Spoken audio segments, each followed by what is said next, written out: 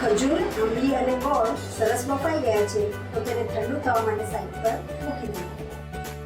હવે ખજૂર, આંબલી અને ગોળ ત્રણે ઠંડુ થઈ ગયું છે તો આપણે એક મિક્સર જાર લઈ તેને પીસી લઈશું.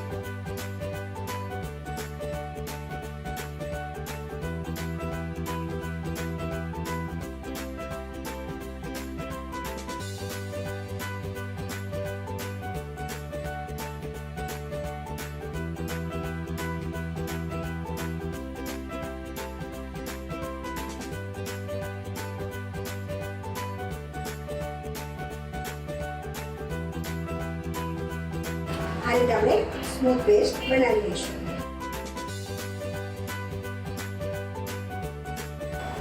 હવે આપણે તેને આ રીતે ગરમીથી ગાળી લઈશું.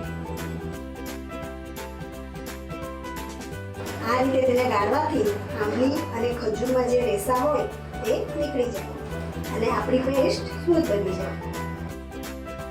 ખજૂર અને આંબલીની પેસ્ટ ઠીક છે તો આપણે એમાં જરૂર પ્રમાણે થોડું પાણી એડ કરી દઈશું એટલે તે સરખું ગળાઈ જાય.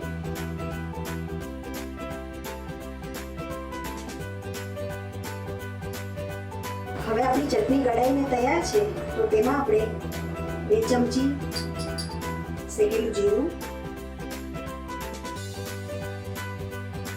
1 ચમચી ચાટ મસાલો,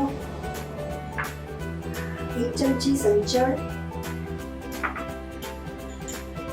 2 ચમચી લાલ મરચાંનો પાવડર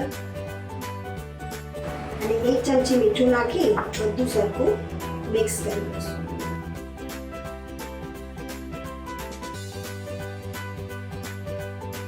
તૈયાર છે આપણી ખજૂર આંબલીની મીઠી ચટણી. આ ચટણીને તમે બ્રેડમાં, રગડા પેટીસમાં પણ ખાઈ શકો છો.